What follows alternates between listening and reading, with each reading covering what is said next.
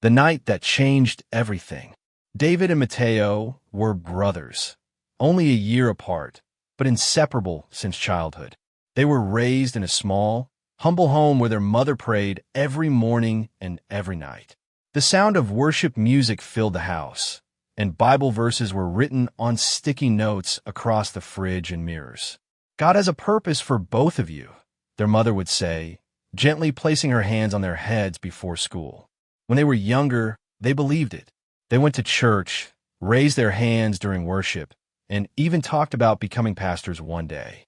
But as they grew older, things began to change. High school brought new friends and new influences. "Come on, it's just one party," Mateo said one night, tossing David a shirt.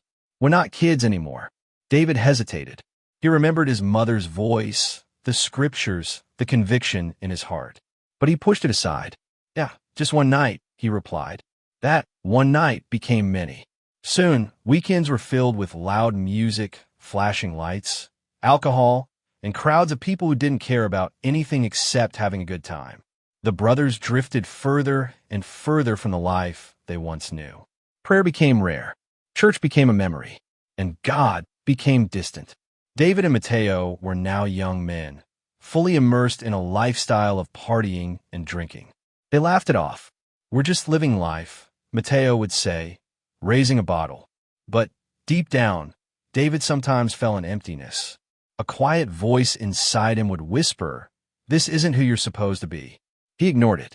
Until one night. It was past midnight. The party had been wild. Music blasting, people shouting, drinks flowing nonstop. Mateo was more intoxicated than usual. "Let's go, bro." Mateo laughed as he stumbled toward the car. "I'm good to drive." David hesitated again. That same quiet voice. "Don't get in the car." But he brushed it off. "We'll be fine," he said, climbing in. The road was dark. The streetlights flickered past them. Mateo was speeding. Too fast. "Bro, slow down," David said, gripping the seat. "I got this," Mateo shouted, laughing. Then, headlights. A sharp turn. A deafening crash.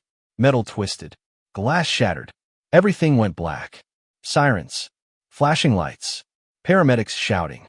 David woke up in a hospital bed, bruised but conscious. "Mateo, where's my brother?" he asked, panic rising in his chest. The doctor's face grew serious. "He's alive, but he's in a coma." David's world shattered. But Mateo wasn't unconscious the way everyone thought. He was somewhere else. At first, it was darkness. A heavy, suffocating darkness that felt alive. Then came the sounds. Screams. Agonizing, endless screams. Mateo opened his eyes, but what he saw made his heart drop. Fire. Shadows moving. Figures crying out in pain. The air felt thick, like it was choking him. "What is this?" he whispered, trembling. Then a voice, cold and terrifying, echoed around him. "This is where you chose to come." Mateo's chest tightened.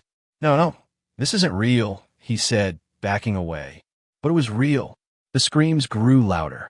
He saw people reaching out, crying, begging for relief, but there was none.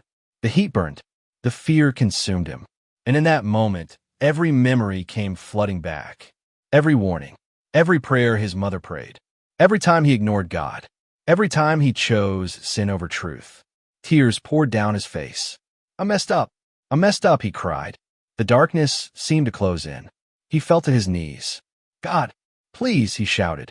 But the fear only intensified. Then, with everything in him, he cried out, "Jesus, please save me." Back in the hospital, David sat beside Mateo's bed, broken. Machines beeped steadily. His brother lay motionless. David grabbed Mateo's hand, tears streaming down his face. "Bro, please wake up," he whispered. Guilt crushed him. "This is my fault. We shouldn't have been there. We shouldn't have been living like that."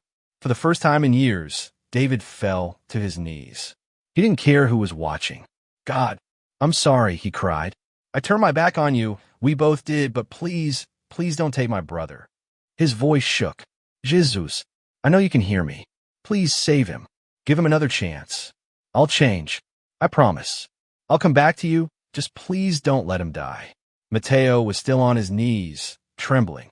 "Jesus," he cried again, louder this time. "Please." Suddenly, a light. Small at first, but growing.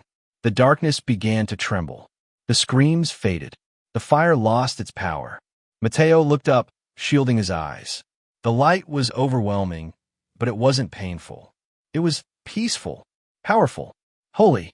And in that moment, he felt something he hadn't felt in years. Love. Real love. The kind he remembered from his childhood. The kind that calls you back. He broke down completely. "I'm sorry," he whispered. "I'm so sorry. Jesus, please forgive me." The light surrounded him, and everything went silent. Back in the hospital, the machines suddenly started beeping faster. Nurses rushed in. David stood up, heart racing. "What's happening?" Then, Mateo's fingers twitched. "Wait, wait!" David shouted. "He moved!" The doctors leaned in. "Mateo, can you hear me?" Slowly, Mateo's eyes opened. David froze. "Bro," he whispered. Mateo looked at him, tears instantly filling his eyes. "David," he said weakly. David broke down, grabbing him. "You're alive, you're alive." Mateo began crying uncontrollably. "I saw it," he said, shaking. "I saw hell, it's real, it's real." The room fell silent. Mateo gripped David's arm tightly. "But Jesus, he saved me. He heard me." Everything changed. The party stopped. The drinking ended. David and Mateo gave their lives back to God, fully this time. Not out of routine, but out of truth, out of understanding, out of gratitude. They started going to church again. They shared their testimony. And every time Mateo told his story, his voice would shake. "I was lost. I was headed for destruction. But when I cried out to Jesus, he answered me." David would stand beside him, adding, "No matter how far you've gone, God is still calling you back." One night, one decision, changed everything. But it wasn't the crash that saved them. It was calling on the name of Jesus.